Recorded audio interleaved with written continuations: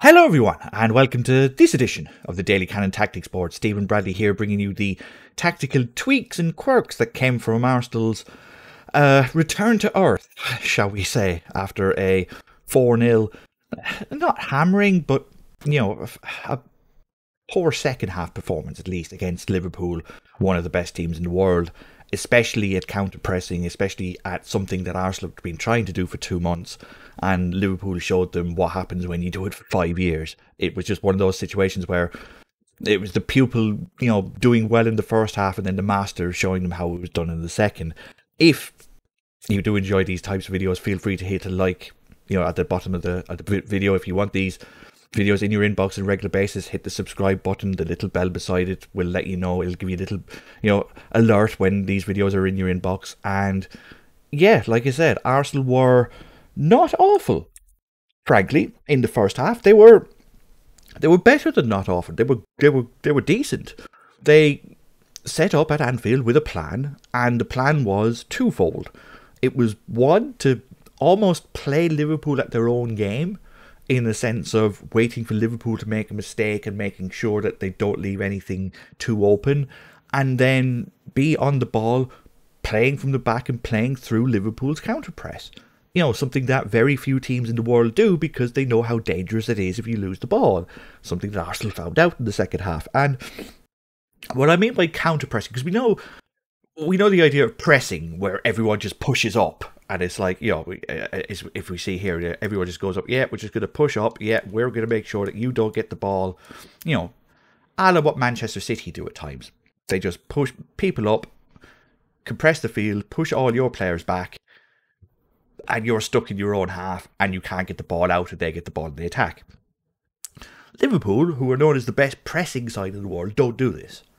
It's counterintuitive. It's called counter-pressing because Liverpool do their best work off the ball. They don't make you make a mistake. They wait for you to make a mistake and then they pounce. And it's this that Arsenal basically played against, especially in the first half. We'll bring Jota here, as we know. And bring these lads back. Thiago's there, Thiago goes there, Smith Rowe there, and Saka there. When I mean by counter-pressing, what Arsenal tried to do when Liverpool had the ball, especially from a goal kick, Alisson would come out, and those of you who like your geometric shapes, Arsenal played this kind of diamond / square as a 4 in the front, and their plan was very simple: make sure Fabinho doesn't get the ball. It's not rocket science. They don't want Fabinho to get the ball so that he can't spread it out to Chamberlain, Thiago, who can then knock it straight up to the 3 up top. Because these 3 up top don't really want to get involved in the build-up play, they want to get on the end of it. Especially when this lad here gets down here. So, Liverpool want to get the ball quickly up front as quickly as possible. They want to play with speed. And Arsenal, in the first half, did a brilliant job of stopping that. To the effect that when, let's just say Matip gets the ball, Aubameyang would go here, Smith Rowe would then cross here, Lacazette would go here, and Saka would go here. And this shape would stay. There'd always be this 4, so that Alexander-Arnold, if he wants to knock it to Salah, Salah has to drop back. If Mane wants to get the ball from Tsimikas, if it goes this way, he has to drop back. And if we go to our old friend, the heat map, you can see how this U shape, especially with Alisson here, you can see how it goes like this. That's what Liverpool were doing, pretty much for 65, 70 minutes, especially after the second, up until the second goal was scored. They were forced just to knock it round midfield like this, which meant that Salah was getting the ball here, and Mane was getting the ball here. You can see where Salah here, obviously there when things went awry, and Mane, same thing. You can see he's dropping back. If you can get Liverpool to attack like this, 4-3-2-1, basically 4-5-1, if you can get that with your back 6 like that, you're laughing. That's fantastic. That's job done. You are stopping maybe the best player in the world right now from getting into these areas here, because he's having to drop back so far because they can't progress the ball forward, just because your front 4 are doing such a good job of getting in the passing lanes. Liverpool do not want to pass the ball to Matip when Aubameyang's here. So Van Dijk gets the ball, which means Saka goes across, goes back, goes forward, goes back, etc., etc. And you just wait. You just shuttle over every time the ball comes across. You make sure there's no obvious line of pass. And you just wait and you make them rotate and rotate and recycle possession. And like I said, for 45 minutes it worked. The Mane got in one shot here, and Salah got in here once, which Ramsdale made a very good save. But if you look at it again, Salah did scuff it. But apart from that, Liverpool did nothing in the first half. Nothing. But Arsenal still went 1-0 down because they gave away a free kick here. And, well, Alexander-Arnold's the best free kick taker in the world. Some days you can do everything defensively perfect and then you line up 6 here. You can bring back all your defenders here, all like that. And they'll bring Van Dijk here. They'll bring Matip here.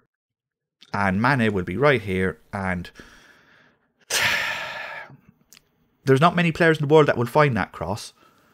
And even Ramsdale should have got a better hand to it, but that's just football sometimes. You can look at tactics all you want, but when they break, when Liverpool have the best crosser in the world in the team, sometimes you just hold your hand up and you go, okay, we've done well here to be 1 up, or 1 down, I should say. Arsenal did everything we wanted them to do well, and they still went in 1 behind. Like, that's just unlucky. Like, even when attacking, Liverpool, again, what do they do on our goal kick? Pretty similar to what Arsenal did, except they don't do it with 4, they do it with 5. And then, when we have a goal kick, give me Tavares, there we go. Tavares will go wide, Tomiyasu will go wide, Gabriel will come down here, White will come down here. And the 2 Liverpool midfielders will try and cover the 2 Liverpool midfielders, and these 3 will get in the way. They will, and if the ball goes this way, they'll all shuttle over this way. And if the ball goes that way, they'll all shuttle over this way. Just waiting for you to make a mistake. And what Arsenal did was they stared right in the shark's mouth, looked at it, and went, fine, we're just going to pass it around you. And they did. And it helped because Ramsdale is confident enough to step forward the ball and be the extra man.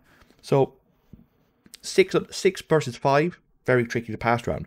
7 versus 5, not a problem.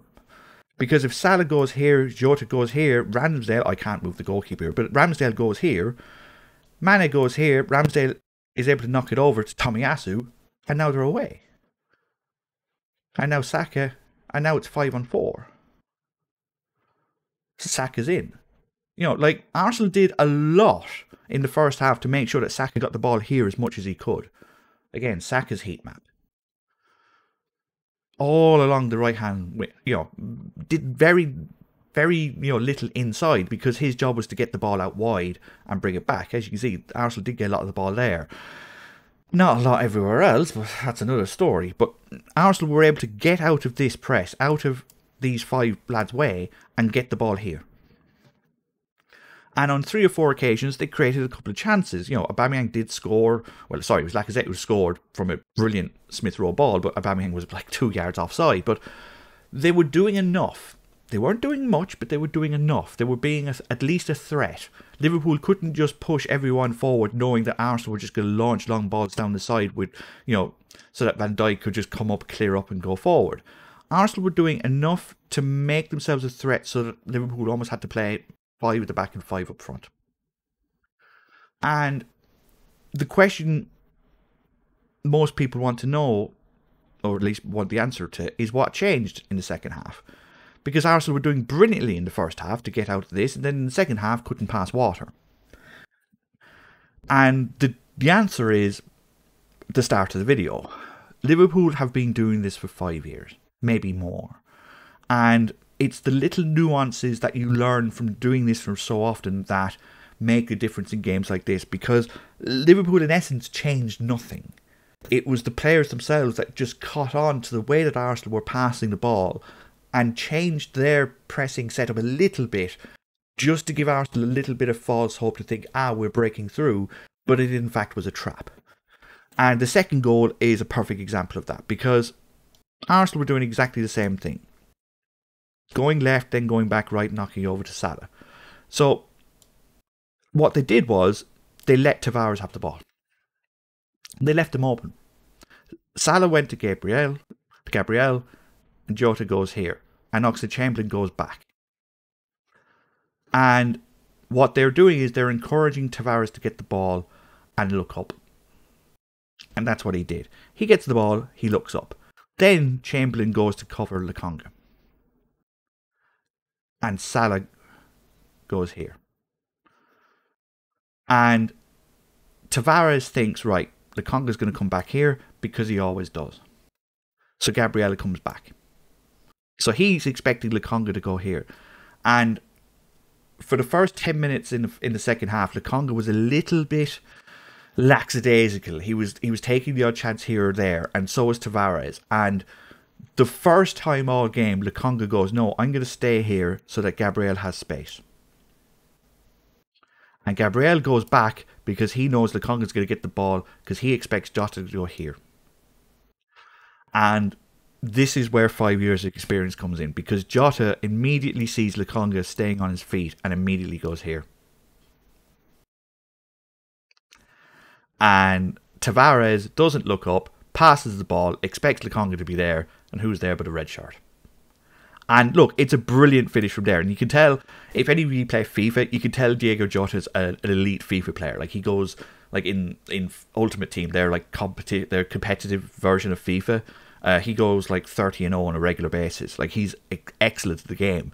And this is a pure FIFA goal because he fake shots Gabriel out of his boots, which is exactly what you try to do in FIFA.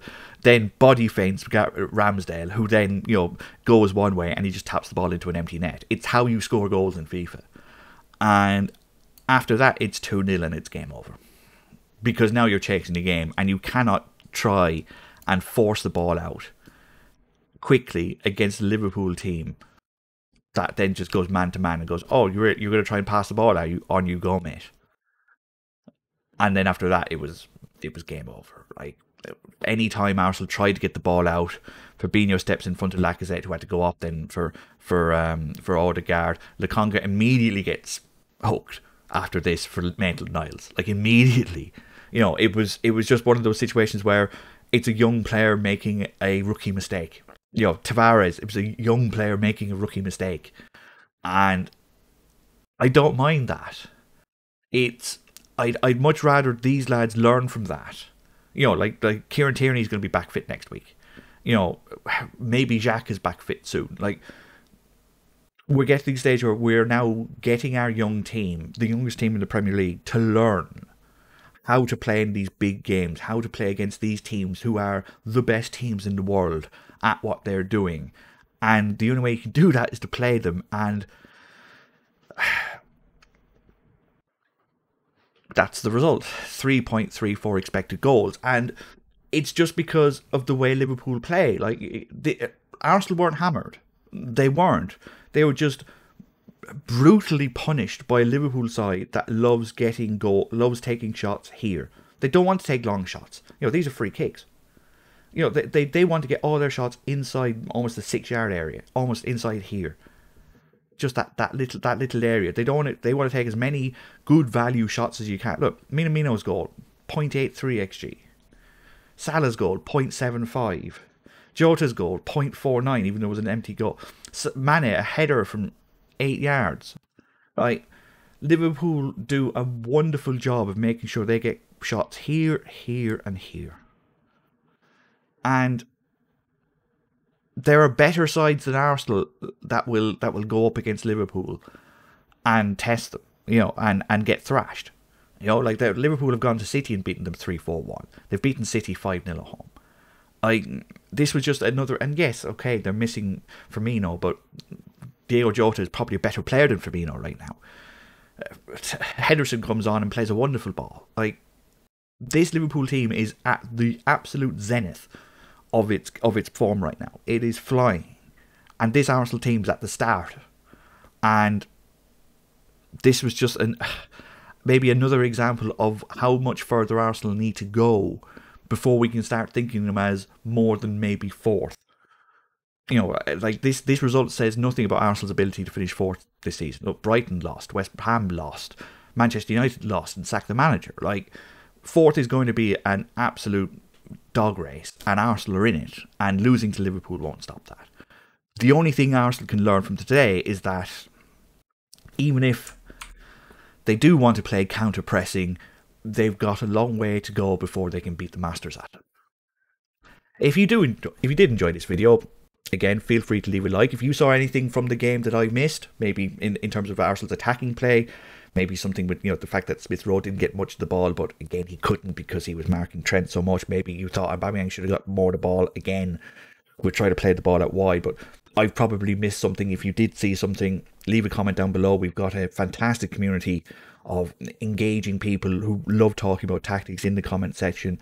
And yeah, back to reality, I suppose. But what's the lesson from today? Liverpool are really, really good, and Arsenal right now aren't. We'll talk to you next time. Cheers.